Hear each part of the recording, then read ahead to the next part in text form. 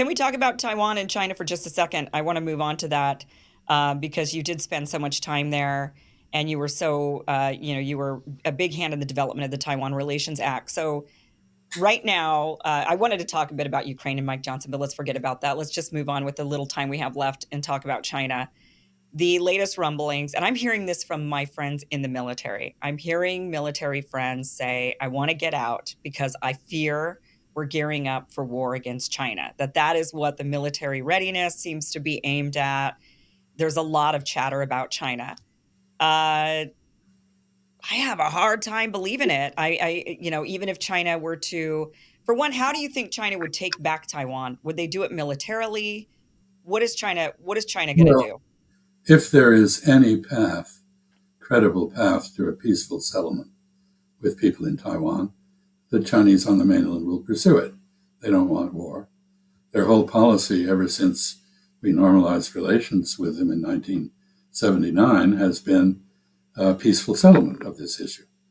We have chosen for the last couple of decades to treat it as a purely military problem.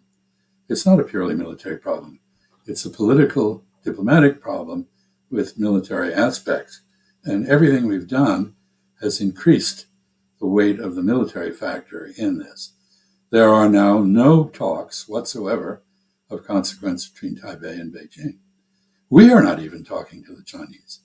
We have meetings for the sake of being able to say we had a meeting, Yeah. but nothing useful goes on in those meetings. And so I think we're at a point where it's very many people in Beijing, I'd say most people in Beijing, believe there is no peaceful path to reunification or a settlement, leaving only a military path. And to go to your point, both sides are actively preparing for war. That is the pacing threat that our military are trying to address, and that's the word they use. In other words, and everybody sort of thinks, you see now, actually, we weren't going to talk about Ukraine. Ukraine's losing badly, and the Chinese are being set up to be blamed. We see our press saying, well, the Russians wouldn't be able to hang on unless they had all these military inputs from China. Yeah. So China's the reason we got defeated in Ukraine. It's not anything we did or didn't do. So this is a setup for us moving on to China after we lose in Ukraine, which I'm afraid we are doing. So this is a real threat. Now, I don't know. I'll just say one thing, a little bit about the history of Taiwan. Taiwan became part of China in 1682. That was a long time ago. But before it was part of China, the Dutch, first the Spanish, then the Dutch occupied it. And one of the most offensive things that the newly elected president in Taiwan said in his inaugural address was that Taiwan became independent when it was under Dutch occupation. Now, I mean, if you want to come up with a formula that hits every button in the Chinese nationalist list of things to get angry about, that's it. Anyway, so between 1642, when a Chinese remnant of the Ming Dynasty took Taiwan from the Dutch, and 1682, 40 years, there were 11 attempts to take Taiwan by China, by the new Qing dynasty, the Manchus. And the first 10 failed. 500,000 men died in the first 10 attempts. The 11th succeeded. Every one of these attempts has been very carefully studied for 75 years in Beijing. So if you think they don't have a plan, think again. And if you think they're not willing to put everything they have behind this, think again. This is, for them, it's like South Carolina seceded from the Union in 1861, and it never came back. It's still out there, and it has the British garrisoning it and arming it. And you know how we would have felt about that. Yeah. And this is how the Chinese feel about Taiwan. So there is something in international relations as well as in bar fights, if you will, called the balance of fervor. Why can a little guy whose wife is subjected to a pass by a big guy beat the living crap out of the big guy? Answer: because he cares a lot more about the outcome. And that is what the Vietnamese War should have taught us. If you care more, you can win, even against huge odds. Yeah. So this is not a fight we ought to get into. Instead of doing, preparing for war, we should be trying to help the two sides talk. They're both Chinese. They know how to work things out among themselves. I don't know if you remember, but until January 1, 1979, they were firing artillery at each other from the mainland to the island of Quemoy, Jinmen it's called in Chinese, and Matsu and Fuzhou. They were firing artillery, but they did it on alternate days. Monday, Wednesday, and Friday, the mainland would fire at Taiwan, and Tuesday, Thursday, and Saturday, the Taiwanese would fire back, and Sunday they'd take the day off. So they know how to keep a war going without having it kill anybody.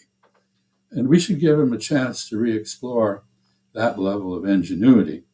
Now, they're quite capable of making peace if we don't stand in the way, and we are in the way now. Well, because we don't want China to make peace with Taiwan. We seem to be not wanting China to build that relation or bring Taiwan back into their fold. Of course. And, there are two questions. One, is there great strategic significance of Taiwan to China? And the answer is not really. The major significance has been when foreigners occupied Taiwan. In 1944, there was testimony in the House Foreign Affairs Committee, I believe, by the State Department. They said, again, I bring in South Carolina, suppose there were an island 100 miles off South Carolina, and it was occupied by the Russians or the British or the Germans or somebody. They could control the entire coast from Portland, Maine to New Orleans from that island. And Taiwan is in the same relationship to the mainland. But if the mainland has Taiwan, it doesn't do much for it. The real issue here is ideological. Taiwan is a robust, admirable democracy. It has become that under our protection. And like Mother Hen, we're not going to let the chick get out from under our wing if we can help it. Yeah. We seem to have a passion for protecting people and calling them allies even when they do nothing for us. Israel is a case in point. Yeah, maybe China and Taiwan would be able to work that out, how they can maintain democracy in Taiwan yet still be part of China. Indeed. In fact, the Chinese offer of talks included Taiwan keeps its political system, its economic system, its foreign trade relations. It stays open. It keeps its own military. That was their offer. They say, but of course that military should not be aimed at us. Right. It should be aimed at foreigners who might want to exploit Taiwan, i.e. us, right, Americans. Because you hear things. It was a Japanese admiral who first described Taiwan as an unsinkable aircraft carrier. And indeed, the Japanese invaded the Philippines, Hong Kong, and Indochina from Taiwan. That was the springboard. So that illustrates the point that in non-Chinese hands, this is pretty threatening. But in Chinese hands, no. The only thing that anybody's ever been able to come up with is that they would have direct access to very deep water for their nuclear submarines. And they wouldn't have to go through the South China Sea, which is pretty shallow, to get to the deep water. That isn't a reason to go to war. Right. Right. Even if China didn't have nuclear weapons. And of course, it's building a huge counterstrike capability right now to keep us from doing what we've done on 6 occasions. They say 3 I can document. On 3 occasions, we've said we're going to nuke you. We've threatened them. That's why they have a nuclear weapon. That's how it started. We can't do that anymore because they can fire back. Yeah. And I don't think they'd go after Boise, but, I'm pretty near Newport, and I think that could Anyway, Do you think that, I mean, realistically, I have a hard time believing that the US would actually go to war with China simply because our business class is so deeply embedded with China, making so much money off of China that, and the politicians ultimately, they kowtow to whoever's got the big money.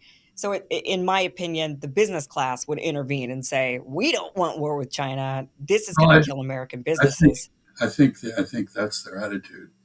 But there's a bigger 800-pound gorilla in the room called the military-industrial complex. Think about it. Yeah. And they Um, have every reason to they want have, war. they have every reason.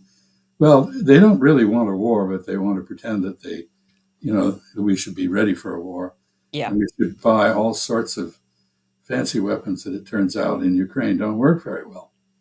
They have too many bells and whistles. There's something to be said for simple things that you can repair on the battlefield. Just try that with an Abrams tank. You can't do it. Yeah. And the same thing, we have trouble. The F-35 is a fantastic aircraft. So is the F-22. Half of them won't fly most of the time because they need maintenance. It makes sense to have stuff that is proof against rough terrain. Well, let's just hope.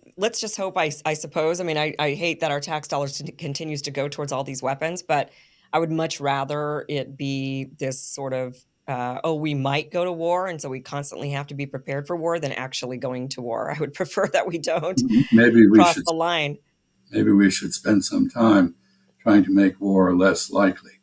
And here, the military posture of deterrence on Taiwan is incomplete.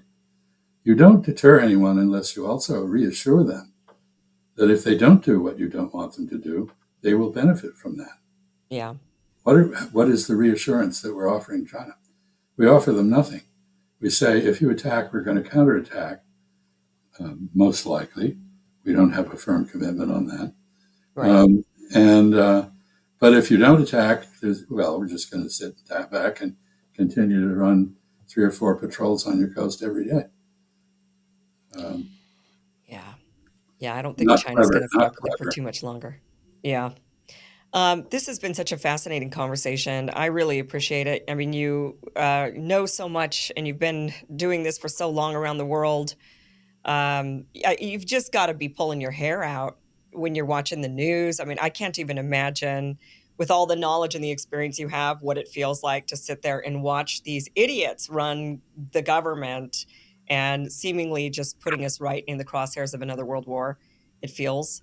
I mean, do you feel like doomsday is coming, or are you feeling like, no, these are just a bunch of loudmouth idiots? Something of both. I think you just explained why I have less hair now than I used to. Anyway, I've, as always, enjoyed speaking with you, and I hope some useful information will come out from this. Well, certainly some has. Thank you so much, Ambassador. Thank you for watching this clip from the full Kim Iverson show, which you could catch just by heading to that link down below, KimIversonShow.com. You can watch the full show from what you just watched, or you could catch the full show live Monday through Friday, live streams, 5 p.m. Pacific, 8 p.m. Eastern at KimIversonShow.com. See you then. Be sure to like, share, and subscribe. Never miss an episode. Never miss a clip. Never miss a segment. Thanks, guys.